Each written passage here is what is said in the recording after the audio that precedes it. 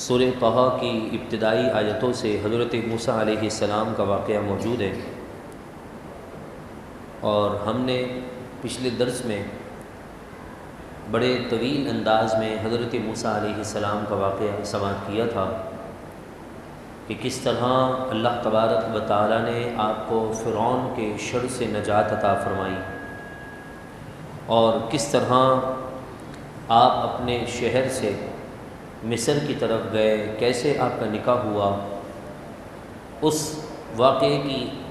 اگلی تفصیل قرآن مجید فرقان حمید کی ان آیتوں میں موجود ہے۔ اللہ کا کلام سورہ طٰہٰ آیت نمبر 25 یعنی 25 میں ارشاد فرماتا ہے، قال رب اشرح لی صدری۔ عرض کی حضرت موسیٰ علیہ السلام نے کہ اے میرے رب، تو کھول دے میرے لیے صدری، میرے سینے کو، یعنی میرا سینہ کشادہ کر دے، ویسر لی امری، اور میرے لیے میرے کام آسان کر دے، واحلل عقدۃ من لسانی، اور میری زبان کی گرہ کھول دے، یفقہوا قولی، کہ وہ میری بات کو سمجھیں۔ یعنی حضرت موسیٰ علیہ السلام کو جب اللہ تبارک و تعالیٰ نے فرعون کے پاس جانے کا حکم ارشاد فرمایا کہ آپ اور آپ کے بھائی حضرت ہارون فرعون کے پاس جائیں اور انہیں دین کی طرف بلائیں، تو حضرت موسیٰ علیہ السلام نے اپنے بچپن کے ایک واقعے کی طرف اشارہ کیا۔ وہ واقعہ یہ تھا کہ جب اللہ تبارک و تعالیٰ نے حضرت موسیٰ علیہ السلام کو صندوق میں ڈلوا کر فرعون کے محل میں پہنچا دیا، اور زور سے آپ نے فرعون کی داڑھی کو پکڑ کر چانٹا مارا، تو فرعون ہل گیا، اور اس نے کہا کہ یہ بچہ وہ ہے جس کے بارے میں کاہن کہتے تھے کہ یہ میری سلطنت کو گرا دے گا۔ تو حضرت آسیہ رضی اللہ تعالی عنہ جو کہ فرعون کے نکاح میں تھیں، بعد میں حضرت موسیٰ علیہ السلام پر ایمان لے آئیں، اور حضور کی زوجہ محترمہ جنت میں اللہ تبارک و تعالی انہیں یہ شرف عطا فرمائے گا۔ تو حضرت آسیہ رضی اللہ تعالی عنہ کہنے لگی کہ آپ اپنا ارادہ ترک کرو، یہ جو بچہ ہے، بچے کو کیا معلوم کہ کون آ رہا ہے کون جا رہا ہے۔ کہا نہیں، یہ بہت سمجھدار بچہ لگتا ہے کہ داڑھی پکڑ کر زور سے، اتنی بچپنے کے عالم میں کہ 1 سے 2 یا 3 دن کے بچے ہیں آپ، اور زور سے چانٹا مار دیا۔ تو کہا کہ اگر یہی بات ہے تو ٹھیک ہے، میں اس کو آزماتا ہوں۔ حضرت آسیہ کے کہنے پر ایک طرف آگ رکھی گئی اور ایک طرف یاقوت اور دیگر جواہرات کے سسٹم یعنی چیزیں رکھ دی گئیں۔ تو بچہ ہمیشہ روشنی کی طرف بڑھتا ہے۔ آپ نے دیکھا ہوگا کہ وہ موبائل کی روشنی ہوگی تو وہ اس کی طرف بڑھنے لگ جائے گا، بلب جل رہا ہوگا تو وہ اس کی طرف لپکے گا، آگ جل رہی ہوگی تو وہ اس کی طرف چلا جائے گا۔ بچے کو اتنا علم نہیں ہوتا کہ یہ گولڈ ہے، یہ کیا چیز ہے، یہ سونا ہے، یہ کیا چیز ہے، بس وہ روشنی کی طرف بڑھتا ہے۔ تو حضرت موسیٰ علیہ السلام چونکہ نبی ہیں، بڑے سمجھدار تھے، آپ ان جواہرات کی طرف ہاتھ بڑھانے لگے، تو اللہ تبارک و تعالیٰ کے حکم سے جبریل امین نے آپ کا ہاتھ آگ کے اس انگارے کی طرف پھیر دیا، اور آپ نے اسے اٹھا کر منہ کی طرف لے گئے، کیونکہ بچے کی عادت ہے جو چیز لیتا ہے وہ سیدھا منہ کی طرف لے جاتا ہے۔ تو اس وجہ سے آپ کی زبان کے اندر بظاہر آپ کو ایسا محسوس ہوتا تھا کہ میری زبان کے اندر تھوڑی سی لکنت ہے، حالانکہ لکنت تھی نہیں۔ کیوں؟ اس لیے کہ نبی ہر عیب سے پاک ہوتا ہے۔ لکنت زبان میں ہونا یہ ایک انسان کے لیے عیب ہے، اور اللہ نے منزہ یعنی سارے انبیاء کو تمام عیبوں سے پاک و صاف پیدا فرمایا ہے۔ تو آپ اپنی نظر میں جو اپنا عیب سمجھ رہے تھے، اپنی لکنت سمجھ رہے تھے، تو جب اللہ تبارک و تعالیٰ نے تبلیغ دین کا حکم دیا تو آپ کہنے لگے مولا یہ تو بہت بڑی ذمہ داری ہے کہ پوری قوم کو راہ راست پر لانا، اور میری تو زبان بھی لکنت والی ہے، اور میرے سے اچھا کلام اور اچھی گفتگو تو میرا بھائی ہارون کرتا ہے، تو یہ ذمہ داری اس سے دے دے۔ تو تو اللہ تبارک و تعالیٰ نے آپ کو یہ دعا ارشاد فرمائی کہ اے پیارے اس طرح دعا کر، رب اشرح لی صدری ویسر لی امری واحلل عقدۃ من لسانی یفقہوا قولی۔ علماء فرماتے ہیں کہ اگر کسی کی زبان میں لکنت ہو یا اسے کوئی چیز یاد نہ ہو رہی ہو، پڑھنے میں دشواری ہو، سبق یاد کرنے میں، جس طرح ہمارے اسٹوڈنٹس کو ہوتا ہے قرآن کا سبق ہے، انگلش یا اردو یا کوئی بھی سبجیکٹ کا جو سبق ہوتا ہے اس کو ذہن میں بٹھانا دشوار ہوتا ہے، تو علماء فرماتے ہیں کہ 7 مرتبہ ان 4 آیتوں کو پڑھ کر، اول آخر درود پاک پڑھ کر وہ یاد کرنا شروع کرے یا اس کی تکرار کرتا رہے تو اللہ سینے کو بھی کشادگی نصیب فرماتا ہے اور زبان کی لکنت بھی دور ہو جاتی ہے اور وہ یاد کی ہوئی چیز بھی ہمیشہ کے لیے ذہن میں محفوظ ہو جاتی ہے۔ تو فرمایا حضرت موسیٰ علیہ السلام نے کہ میری زبان کی گرہ کھول دے کہ وہ سارے لوگ میری بات کو سمجھ لیں۔ وَاجْعَلْ لِي وَزِيرًا مِّنْ أَهْلِي، اور میرے خاندان میں سے میرا ایک وزیر بنا دے۔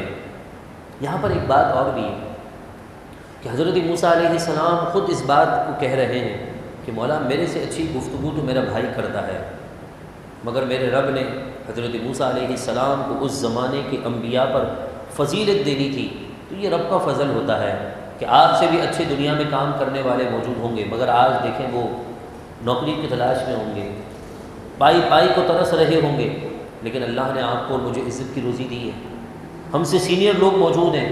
لیکن اللہ نے کرم کیا نا کہ ہم 4 دیواری میں عزت کے ساتھ سو جاتے ہیں، یہ کرم نہیں تو کیا ہے؟ آپ نہیں سمجھتے کہ آپ نے جتنا پڑھا ہے آپ سے زیادہ پڑھائے لکھے لوگ بھی دنیا میں موجود ہوں گے، ایک کے اوپر ایک ضرور ہے۔ آپ پڑھے لکھے ہیں، آپ نے دنیا دینی کوئی بھی علم حاصل کیا تو یقیناً آپ سے بھی اوپر کوئی نہ کوئی موجود ہے، مگر رب نے عزت دی، مقام دیا، موقع دیا، تو یہ اس کا کرم، اس کا فضل ہے۔ ہمارا کچھ بھی نہیں ہے دنیا، ہم بے بس ہیں، ابھی روح نکل جائے تو یہیں ڈھیر ہو جائیں گے۔ تو اللہ نے کوئی مقام، کوئی عزت، کوئی نعمت عطا فرمائی ہے، یہ اس کا فضل، اس کا احسان اور اس کا کرم ہے کہ اس نے ان نعمتوں سے ہمیں مالا مال فرما دیا ہے۔ یقیناً دنیا کے اندر بے شمار لوگ ایسے ہیں جو آج نوکریوں کے انتظار میں ہیں، پائی کے لیے ترس رہے ہیں۔ میرے پاس بھی کچھ دنوں سے مسلسل کچھ نمبرز ہیں، کالز، SMS، واٹس ایپ کر کے ایک ہی بات کہتے ہیں کہ بھائی کوئی نوکری ہو تو بتا دو، کسی قسم کی کوئی ہیلپ کر دو۔ حالانکہ ایک وقت میں وہ ایک اچھے خاندان سے تعلق رکھنے والے، ویل فیملی جسے کہتے ہیں نا، ایک پڑھا لکھا طبقہ، مڈل کلاس، روزانہ کھانا، روزانہ کمانا، روزانہ خرچ کر لینا، ایسے اچھے خاندان سے تعلق رکھنے والے لوگ آج مانگنے پر مجبور ہو گئے ہیں۔ یہ کیا ہے؟ آپ کو اللہ نے، مجھے اللہ نے اس چیز سے بچا کر رکھا ہے، یہ اس کا کرم ہے، یہ اس کا احسان ہے۔ ہمیں وقتاً فوقتاً اللہ تبارک و تعالیٰ کا شکر ادا کرتے رہنا چاہیے۔ تو فرمایا وَاجْعَلْ لِي وَزِيرًا مِّنْ أَهْلِي، حضرت موسیٰ علیہ السلام نے عرض کی مولا میرے خاندان میں سے میرے لیے ایک وزیر بنا دے، میرا نائب بنا دے، ہارون اخی، یعنی میرے بھائی ہارون کو بنا دے، اشدد بہ ازری، اس سے میری کمر کو مضبوط کر دے، واشرکہ فی امری، اور اسے میرے کام یعنی نبوت اور تبلیغ رسالت میں میرا شریک بنا دے، کئی نسبحک کثیرا، تاکہ ہم دونوں مل کر تیری کثرت کے ساتھ تسبیح بیان کرتے رہیں، وَنَذْكُرَكَ كَثِيرًا، اور تجھے بکثرت یاد کرتے رہیں، إِنَّكَ كُنْتَ بِنَا بَصِيرًا، اس لیے تیری تسبیح کریں، اس لیے تجھے یاد کریں کہ تو ہمیں ہر وقت دیکھ رہا ہے۔ حضرت موسیٰ علیہ السلام نے بھی کیا پیغام دیا کہ اللہ تبارک و تعالی مجھے دیکھ رہا ہے۔ اگر رمضان المبارک کے دن کے ایام میں ہمارے ذہنوں میں یہ تصور ہوتا ہے، روزے داروں کے ذہنوں میں یہ تصور ہوتا ہے کہ رب دیکھ رہا ہے، ٹھنڈا پانی نہیں پیوں گا، شربت کو ہاتھ نہیں لگاؤں گا، کوئی چیز نہیں کھاؤں گا، کیونکہ میرے رب کا حکم ہے کہ نہیں کھانا تو میں نہیں کھا رہا۔ دن کے وقت میں ہمارے ذہنوں میں یہ تصور ضرور ہوتا ہے، کاش انہی رمضان کی راتوں میں ہمارے ذہنوں میں یہ تصور بھی قائم رہے کہ اس وقت بھی میرا رب مجھے دیکھ رہا ہے۔ رمضان سے پہلے آپ دیکھیے، یعنی روزہ کھلنے سے پہلے آپ دیکھ لیں کہ لوگ گناہوں سے بھی بچنے کی کوشش کرتے ہیں، حد الامکان بچ بھی جاتے ہیں، کسی کی غیبت نہیں کرتے، کسی کے ساتھ کوئی معاملہ ہوتا ہے تو کوئی اور فون نہیں نکالتے، لیکن جیسے ہی رمضان کا وہ افطار ہو جاتی ہے، روزہ ختم ہو جاتا ہے، تو شیطان بند ہونے کے باوجود بھی ہمارے اندر شیطان آ جاتا ہے، کسی کو گالیاں دے دیتے ہیں، غیبتیں کر دیتے ہیں، فلمیں ڈرامے راتوں کو دیکھ لیتے ہیں پوری رات کاٹنے کے لیے، نوجوان گلیوں کے اندر جو ہے وہ لائٹس لگا کر پوری رات کرکٹ کھیل کر اپنا قیمتی وقت ضائع کر دیتے ہیں۔ یہ سب کیا ہے؟ یہ اللہ تبارک و تعالیٰ کی رحمت سے اپنے آپ کو دور کرنا ہے۔ لہذا ہمیں چاہیے کہ ہم رمضان کی طرح اپنی زندگی گزاریں، صرف رمضان کی راتوں میں نہیں بلکہ صبح و شام ان ایام میں بھی ہمیں یہ تصور قائم رکھنا ہوگا کہ میرا رب مجھے دیکھ رہا ہے۔ تو انک کنت بنا بصیرا، بے شک تو ہمیں خوب دیکھ رہا ہے۔ قال قد اوتیت سؤلک یا موسیٰ، حضرت موسیٰ علیہ السلام سے فرمایا میرے رب نے کہ اے موسیٰ، آپ نے جو مانگا ہے وہ آپ کو دے دیا جائے گا۔ آپ نے یہ سوال کیا، آپ نے یہ طلب کی اس بات کو کہ میرا بھائی میرا وزیر بن جائے، میری کمر مضبوط ہو جائے، میری زبان کی لکنت دور ہو جائے اور میرے لیے میرے کام آسان ہو جائیں۔ یہ ساری نعمتیں، ساری چیزیں آپ کو عطا کر دی جائیں گی۔ وَلَقَدْ مَنَنَّا عَلَيْكَ مَرَّةً أُخْرَىٰ، اور اس سے پہلے بھی ایک بار اور ہم نے آپ پر احسان فرمایا۔ وہ احسان کیا تھا؟ اللہ تبارک و تعالی حضرت موسیٰ علیہ السلام کو بچپن کا وہ واقعہ یاد دلا رہا ہے کہ جب آپ کی ماں کو ہم نے الہام کیا کہ اپنے بچے کو صندوق میں ڈال کر سمندر میں ڈال دے، تو کس طرح ہم نے آپ کو بچایا، کس طرح اس فرعون جس کو آپ نے مار دیا تھا اس بندے کے شر سے اور فرعونیوں کے شر سے ہم نے آپ کو کیسے بچا لیا۔ رب وہ انعامات اور احسانات یاد فرما رہا ہے، اور قرآن فرماتا ہے اِذْ أَوْحَيْنَا إِلَىٰ أُمِّكَ، اور جب ہم نے غیبی اشارے سے آپ کی والدہ کو بات سمجھائی، مَا يُوحَىٰ، جس کی وحی آپ کو کی جا رہی ہے، أَنِ اقْذِفِيهِ فِي التَّابُوتِ، کہ اپنے اس بچے موسیٰ کو صندوق میں رکھ دے، فَاقْذِفِيهِ فِي الْيَمِّ، اور اسے دریا میں ڈال دے، بہا دے، فَلْيُلْقِهِ الْيَمُّ بِالسَّاحِلِ، پھر دریا کو ہمارا حکم ہے کہ وہ اسے کنارے پر لے آئے، يَأْخُذْهُ عَدُوٌّ لِّي وَعَدُوٌّ لَّهُ، اور اسے وہ شخص لے لے اپنے ہاتھوں سے جو اس کا بھی اور میرا بھی دشمن ہے۔ قرآن فرما رہا ہے کہ رب کا ارشاد ہے کہ رب نے حضرت موسیٰ علیہ السلام کو فرعون کے دربار میں کیسی شان اور شوکت والی زندگی عطا فرمائی کہ پھر اللہ تبارک و تعالیٰ نے فرعون ہی کے گھر میں حضرت موسیٰ علیہ السلام کی پرورش کی۔ وَأَلْقَيْتُ عَلَيْكَ مَحَبَّةً مِّنِّي، اور اے موسیٰ ہم نے القیت علیک، آپ کی طرف آپ پر محبت ڈال دی ہے، یعنی ہم نے آپ کو اپنا محب بنا دیا اور خود آپ کے محب ہو گئے۔ وَلِتُصْنَعَ عَلَىٰ عَيْنِي، تاکہ آپ ہماری نگرانی میں پرورش پاتے رہیں۔ کس طرح اللہ نے دیگر بچوں کے بنسبت آپ کو بچا لیا۔ آپ دشمن کے گھر میں پل رہے ہیں، بڑے ہو رہے ہیں، اب دودھ پلانے کی بات آئی تو قرآن نے اس کی طرف اشارہ کیا کہ اے موسیٰ وہ وقت بھی یاد کرو کہ یہ بھی ہمارا احسان ہے کہ ہم نے آپ کو کسی اور دائی کا دودھ نہیں پلایا، آپ کو آپ کی ماں کی طرف لوٹا دیا۔ استمشی اختکا، پھر آپ کی بہن اجنبیوں کی طرح چلتے ہوئے فرعون کے گھر والوں کے پاس پہنچی، فتقول هل ادلکم، اور وہاں جا کر کہنے لگی کہ میں تمہیں ایک بات بتاؤں کہ علی من یکفلہ، کہ اس بچے کی کفالت کون کرے گا، ایک اچھی صاف ستھری اچھے اخلاق اور اچھی تربیت والی عورت کے بارے میں تمہیں علم دوں۔ فرجعناک الی امک، اس تدبیر سے ہم نے موسیٰ علیہ السلام کو ان کی ماں کی طرف لوٹا دیا، کئی تقر عینھا، تاکہ وہ اپنی اولاد کو دیکھ کر اپنی آنکھوں کو ٹھنڈا کر لے، ولا تحزن، اور غمگین نہ ہو۔ پھر وہ ایک اور احسان کی طرف اللہ تعالیٰ نے اشارہ فرمایا، وقتلت نفسا، اور آپ نے ایک جان کو قتل کر دیا تھا، فنجیناک من الغم، تو ہم نے آپ کو اس کے غم سے نجات دی، اس غم سے نجات دی، وفتناک فتونا، اور ہم نے آپ کو مختلف حالات سے گزار کر خوب اچھی زندگی عطا فرمائی، اچھی طرح جانچا۔ فَلَبِثَّ سِنِينَ فِي أَهْلِ مَدْيَنَ، پھر اس کے بعد آپ کئی سال تک شہر مدین میں رہے، مدین والوں میں رہے۔ ثُمَّ جِئْنَاكَ عَلَىٰ قَدَرٍ يَا مُوسَىٰ، پھر اللہ تبارک و تعالیٰ کے مقرر کیے ہوئے وقت پر آپ آ گئے اے موسیٰ۔ یعنی ان 2-3 آیتوں میں اللہ تبارک و تعالیٰ نے ماضی کے تمام انعامات احسانات کو گنوا دیا کہ پیارے وہ وقت یاد کر کہ اللہ نے تجھے کیسے بچا دیا، وہ وقت یاد کر کہ تیری ماں کو ہم نے تیری طرف کیسے لوٹایا،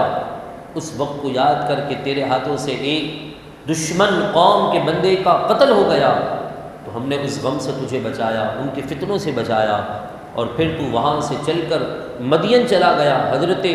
شعیب علیہ السلام کے گھر میں اللہ نے آپ کو زندگی عطا فرمائی کہ آپ نے جو ہے وہاں پر ان کے گھر میں کام کیا، 10 سال تک رہے۔ پھر آپ کی شادی ہو گئی حضرت صفورہ رضی اللہ تعالی عنہ سے، جو حضرت شعیب علیہ السلام کی بیٹی ہیں، اور ان کی بیٹی کا نکاح حضرت موسیٰ علیہ السلام سے ہوا۔ پھر آپ حاملہ ہوئی اور اس کے بعد آپ اپنی منزل کی طرف چلے۔ ٹھنڈ کی رات تھی، یہ ساری تفصیل ہم نے پچھلے درس میں سن لی ہے۔ قرآن ان واقعے کو اپنے انداز میں پیارے الفاظ کے ساتھ اس طرح بیان کرتا ہے کہ فرمایا وَاصْطَنَعْتُكَ لِنَفْسِي، پھر میں نے آپ کو خاص اپنے لیے برگزیدہ کر لیا۔ اذهب انت واخوك بآیاتی،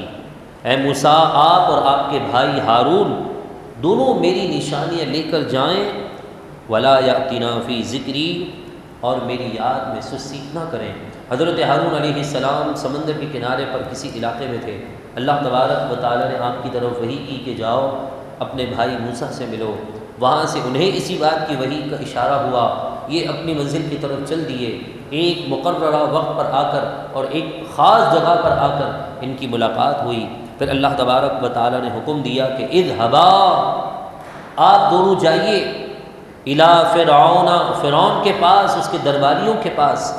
انہ طغیٰ، کہ بے شک اس نے سر اٹھا لیا ہے، سرکش بن چکا ہے، خدا ہونے کا دعویٰ کرتا ہے۔ فقولا لہ قولا لینا لہ لعلہ یتذکر او یخشی، اور جانے کے بعد فوراً اس کے سامنے سخت کلامی نہ کیجیے گا۔ فقولا لہ قولا لینا، آپ ان سے نرم بات کہیں، لعلہ، اس امید پر کہ یتذکر، کہ وہ نصیحت آپ کی قبول کر لے، آپ کی بات مان لے، او یخشی، یا پھر کچھ ڈرنے والے لوگوں میں سے ہو جائے۔ یعنی مطلب یہ ہے کہ حضرت موسیٰ علیہ السلام اور حضرت ہارون علیہ السلام کو تبلیغ دین کرنے کا انداز اور ان کے صدقے سے ہمیں بھی بتایا جا رہا ہے کہ کوئی بھی اگر تبلیغ دین کرنے کے لیے بندہ اپنے آپ کو نکالے نہ، پیش کرے، تو اس کے لیے یہ بات ضروری ہے کہ وہ اپنے اخلاق کو درست رکھے، اپنا کردار اچھا رکھے، لوگوں سے محبت سے پیش آئے، اور پھر ان کے سامنے نرم گفتگو کرے، اور جہاں سختی کرنی ہے وہاں سختی بھی کرے۔ ہمارے یہاں پر یا تو نرمی کی طرف زیادہ جھکاؤ ہے یا سختی کی طرف زیادہ جھکاؤ ہے۔ نرمی اتنی ہے کہ مسجد کے نمازیوں نے امام کو کوئی حیثیت نہیں دی،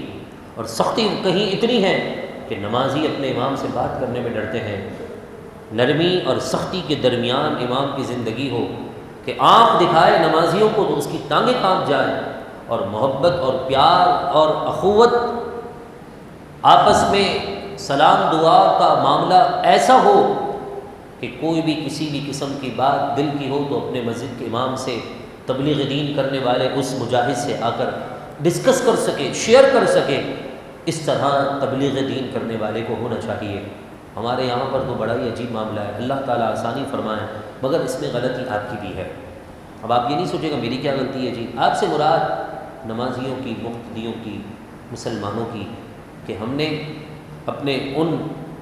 علماء کو کوئی حیثیت نہیں دی کہ جنہیں اللہ نے علم کا مرتبہ اور مقام سے مالا مال کیا ہے۔ معذرت کے ساتھ ایک سخت بات ہے، ہمارے یہاں تو واش روم دھونے والا جو مسجد میں آتا ہے، یا ہمارے گھروں میں جو کچرے اٹھانے والا آتا ہے،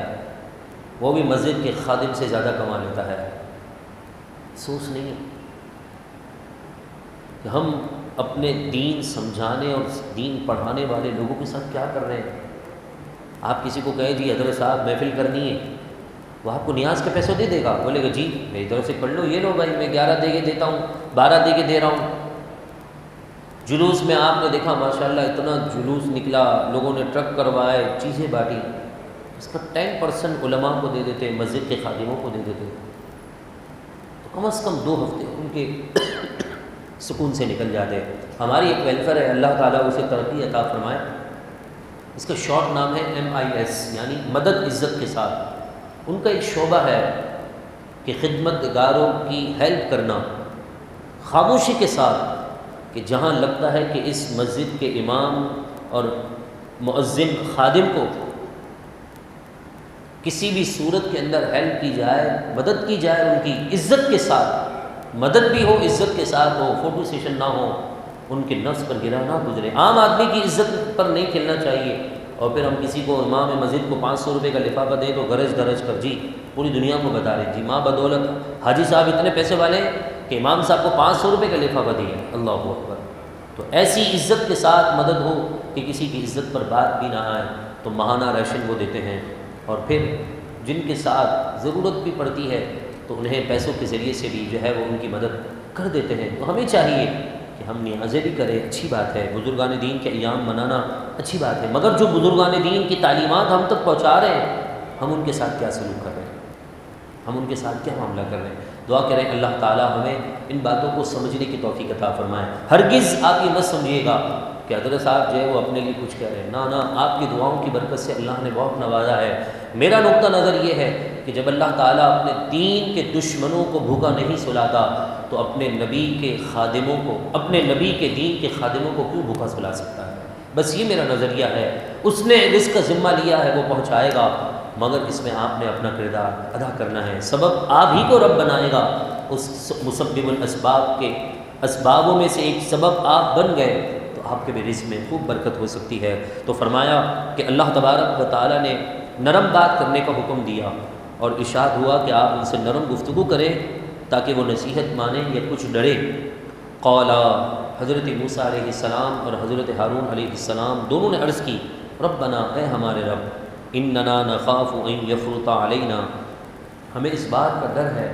کہ کہیں فرعون اور فرعونیوں ہم پر جو ہے وہ زیادتی نہ کریں، او ان یطغی، یا پھر ہماری تبلیغ دین کی وجہ سے اور زیادہ سرکش نہ ہو جائیں۔ قالا، اللہ تبارک و تعالی نے فرمایا، لا تخافا، تم دونوں کو ڈرنے کی ضرورت نہیں ہے، انی معکما، یقیناً میں تم دونوں کے ساتھ ہوں، واسمع وارا، سب کچھ سنتا اور سب کچھ دیکھتا ہوں، میں تمہاری مدد کروں گا، جسے اللہ رکھے اسے کون چھکے۔ آپ نے دیکھا ہوگا لوگ کسی کی عزت پامال کرنے پر تلے ہوتے ہیں، مگر اللہ تبارک و تعالی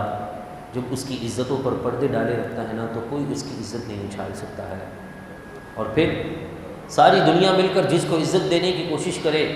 ملک کا وزیر اعظم بھی بنا دے، مگر جب رب تعالیٰ اسے ذلیل کرنا چاہے تو اس کا ڈرامہ بھی کھل کر لوگوں کے سامنے آ جاتا ہے۔ واسمع وارا،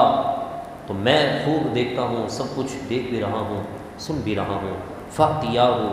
فقولا انا رسول ربک، تو اس کے پاس جاؤ، پھر کہو کہ ہم دونوں تیرے رب کے رسول ہیں، تیرے رب کی جانب سے بھیجے گئے، تیرے رب کی طرف سے بھیجے گئے رسول ہیں۔ فارسل معنا بنی اسرائیل، تو تو حضرت یعقوب علیہ السلام کی اولاد کو ہمارے حوالے کر دے، ہمارے ساتھ بھیج دے۔ ولا تعذبہم، ان کے ساتھ زیادتی نہ کر، کیونکہ حضرت یعقوب علیہ السلام کی اولاد کو بنی اسرائیل کہا جاتا ہے۔ فرعون نے اسے اپنا غلام بنایا ہوا تھا۔ ایک مسئلہ میں اور بیان کر دوں، میں تھوڑا ڈسٹرب بھی ہو رہا ہوں، کہ درس قرآن کے دوران کسی بھی قسم کا کوئی بھی وظیفہ، چاہے تسبیح ہو، درود پاک ہو، یا کوئی بھی دعا ہو، آپ نہیں پڑھ سکتے، اس پر ثواب نہیں، گناہ مل سکتا ہے۔ تو قرآن نے فرمایا ولا تعذبہم، تو آپ انہیں اذیت نہ دیں۔ قد جئناک بآیۃ من ربک، بے شک ہم تیرے رب کی طرف سے تیرے پاس نشانی لے کر آئے ہیں۔ والسلام علی من اتبع الہدی، اور سلام ہے اس پر جس نے ہدایت کی پیروی کی۔ انا قد اوحی الینا ان العذاب علی من کذب وتولی، بے شک ہماری طرف وحی کی گئی اس عذاب کی کہ عذاب اسی پر ہے جو جھٹلائے اور منہ پھیرے۔ قالا، فرعون نے بولا، فمن ربکما، تم دونوں کا رب کون ہے؟ یا موسیٰ، اے موسیٰ یہ بتاؤ کہ تم دونوں کا رب کون ہے؟ قال، حضرت موسیٰ علیہ السلام نے فرمایا، ربنا، ہمارا رب وہ ہے الذی اعطى كل شیء خلقہ، جس نے ہر چیز کو ایک مخصوص بناوٹ کے ساتھ عطا فرمائی، ثم ہدا، پھر اسے راہ دکھائی۔ قال، فرعون نے کہا، فما بال القرون الاولی، پہلے زمانے کی قوموں کا کیا حال ہے؟ قال، حضرت موسیٰ علیہ السلام نے جواب دیا، فرمایا، علمها عند ربی فی کتاب، اس کا علم میرے رب کے پاس حقیقتاً موجود ہے، لکھا ہوا ہے لوح محفوظ میں۔ لا یضل ربی، میرا رب نہ بھٹکتا ہے، ولا ینسا، اور نہ ہی بھولتا ہے، مگر اس کے کرم سے لوگ ہدایت پاتے ہیں اور اس کی رحمت سے دور ہونے سے لوگ گمراہ ہو جاتے ہیں۔ الذی جعل لکم الارض مہدا، رب وہ ہے میرا کہ جس نے تمہارے لیے زمین کو فرش بنا دیا۔ یہاں پر بہت اچھی بات لکھی ہے بہت سے علماء نے کہ آپ کمفرٹیبل چیئر پر بیٹھیں، عالی سے عالی شان آپ جو ہے وہ گھر کے اندر صوفہ سیٹ بنا لیں، کمفرٹیبل آپ بیڈ بنا لیں، مگر جو سکون زمین پر بیٹھنے میں ہے وہ اس چیئر پر بھی نہیں ہے، کسی بھی قسم کی چیئر پر، کسی صوفے پر نہیں ہے۔ کیوں؟ اس کو ہم نے بنایا ہے اور اس کو اللہ نے فرض قرار دیا ہے کہ الذی جعل لکم الارض مہدا، وہ رب جس نے تمہارے لیے زمین کو فرش بنا دیا، وسلک لکم فیہا سبلا، اور اس میں تمہارے چلنے کی راہیں بنا دی، وانزل من السماء ماء، اور آسمان سے پانی اتارا، فاخرجنا به ازواجا من نبات شتى، پھر ہم نے اس سے مختلف قسم کے نباتات کے جوڑے پیدا کیے، یعنی پھل بنائے۔ آم، زمین ایک ہی ہے لیکن کہیں بنجر ہے، کہیں سے پیٹرول نکل رہا ہے، کہیں سے پانی آ رہا ہے، کہیں سے زمین کے اندر اور دیگر معدنیات اور خزانے نکل رہے ہیں۔ زمین ایک ہے لیکن مختلف اللہ تعالیٰ نے ان کے اندر چیزیں رکھی ہیں۔ کوئی بنجر ہے تو بنجر زمین کے ساتھ ہی دیکھیں تو بہت عالی شان خوبصورت ہوتی ہے، ہریالی ہوتی ہے اس میں۔ تو یہ بھی ان لوگوں کا جواب ہے جو کہتے ہیں قرآن ایک ہے، حدیث ایک ہے، خانہ کعبہ ایک ہے، اور فلانا ایک ہے، دھماکہ ایک ہے، یہ ایک ہے، وہ ایک ہے، اور پھر مسلمان آپس میں الگ الگ کیوں ہیں؟ تو اس کا جواب یہی ہے کہ زمین بھی ایک ہے، اس کی طرف رحمت اتارنے والی ذات بھی خدا وہ بھی ایک ہے، مگر ہر زمین ایک جیسی نہیں ہوتی ہے، کوئی بنجر ہوتی ہے، کوئی کیا ہوتی ہے۔ تو ایسے ہی دل کی زمین بنجر ہے تو آپ جتنی نصیحت کر لیں اسے کوئی فرق نہیں پڑنا ہے۔ وہ اللہ تبارک و تعالیٰ کی بارگاہ میں، یعنی اللہ تبارک و تعالیٰ کی شان میں، حضور کی شان میں نازیبہ الفاظ کہتا رہے گا، یہ اس کی اپنی قسمت ہے۔ اور کچھ ایسے ہوتے ہیں عاشق جو کہتے ہیں کہ بھائی ہمیں علم تو نہیں، ہمارے پاس کچھ نہیں، مگر حضور کی محبت ہے، ہم حضور کی محبت میں ہی نماز پڑھتے ہیں، فجر بھی پڑھتے ہیں، ظہر بھی پڑھتے ہیں، دیگر نمازیں بھی پڑھتے ہیں، ہم حضور ہی کی محبت میں مسجدوں کو آباد کرتے ہیں، حضور ہی کی محبت میں خدا کے قرآن کو سمجھتے ہیں، بلکہ یوں بھی کہتے ہیں بعض تو حضور کی محبت میں حقیقتاً یہ جملہ بھی ٹھیک ہے کہ ہم حضور ہی کی وجہ سے خدا کو بھی ایک مانتے ہیں، ورنہ ہمیں کیا معلوم کہ خدا ایک ہے۔ اس کے حبیب نے بتایا کہ میں معراج کی رات دیکھ کر آیا ہوں کہ سارے انبیاء نے جس بات کی گواہی دی کہ رب کے سوا کوئی معبود نہیں ہے، وہ وحدہ لا شریک ہے، تو میرے محبوب نے آ کر بتا دیا کہ میں دیکھ آیا ہوں وہ خدا دو نہیں، تین نہیں، تعداد میں نہیں، وہ ایک ہے، وحدہ لا شریک ہے۔ تو رب کی توحید بھی مصطفیٰ کے صدقے سے ہے، اور سب سے بہترین اس کی دلیل سورہ اخلاص کی پہلی آیت ہے کہ اس کے اندر توحید کا ذکر موجود ہے، هو اللہ احد، وہ خدا ایک ہے، مگر اس سے پہلے قل ہے کہ فرمایا پیارے تو ان سے بتا دے، تو ان سے کہہ دے کہ جس خدا کی تم عبادت کرتے ہو وہ خدا بھی ایک ہے، وہ صمد بھی ہے، لم یلد ولم یولد ہے، وہ کسی کا بیٹا نہیں، کسی کا باپ نہیں ہے، وہ خدا وحدہ لا شریک ہے۔ تو مجھے بتائیے اگر توحید بھی سمجھنی ہے تو پھر نظر مصطفیٰ چاہیے، کرم مصطفیٰ چاہیے، ورنہ توحید بھی سمجھ نہیں آئے گی۔ توحید وحدہ لا شریک ماننے کو کہا جاتا ہے۔ تو قرآن نے فرمایا فَأَخْرَجْنَا بِهِ أَزْوَاجًا، پھر ہم نے اس سے مختلف قسم کے نباتات کے جوڑے پیدا کیے۔ کُلُوا وَارْعَوْا أَنْعَامَكُمْ، کھاؤ اور اپنے مویشیوں کو بھی چڑھاؤ، انہیں بھی کھلاؤ، خود بھی کھاؤ۔ ان فی ذلک لآیات، بے شک اس میں ہماری نشانیاں ہیں، لأولی النہی، عقل مندوں کے لیے، جو عقل مند ہیں ان تمام کے لیے اس میں بے شمار نشانیاں موجود ہیں۔ مگر یہ اللہ تبارک و تعالیٰ نے نعمتیں جو اتاری نا، وہ عقل مندوں کی نشانی کے لیے اتاری ہے، مگر ہم سمجھیں یہ نعمتیں ہمیں اس لیے ملی کہ ہم انہیں کھا کر طاقت بنائیں، باڈی بنائیں اور پھر دنیا کے کاموں میں لگ جائیں۔ طاقت بھی ہم اس لیے حاصل کرتے ہیں کہ اچھی جاب کر سکیں، سوتے بھی اس لیے کہ صبح فریش ہو کر کام پر جا سکیں۔ کاش سونے کے وقت ہماری یہ نیت ہو، اس لیے سو رہا ہوں کہ صبح جب عبادت میں لگوں گا تو سرور ملے، قرآن کی تلاوت کو شوق ملے، تو پھر عبادت وہ سونا بھی بن جائے گا۔ ہر کام عبادت اس طرح ہوگی کہ رزق حلال کے لیے جا رہے ہیں، نیت یہ ہو کہ ماں باپ کی خدمت کروں گا اور پھر اس اپنے حصے کے پیسوں میں سے رب تعالیٰ کے راہ میں ضرور خرچ کروں گا، تو یقیناً مال میں بھی برکت ہوگی، ثواب کا ثواب بھی ہوگا۔ اللہ تعالیٰ سے دعا ہے رب العزت ہم سب کو قرآن مجید فرقان حمید سمجھنے والی، قرآن سے محبت کرنے والی زندگی عطا فرمائیں، اور رب العالمین ہمیں قرآن کی دعوت عام کرنے والے لوگوں میں شامل فرمائیں۔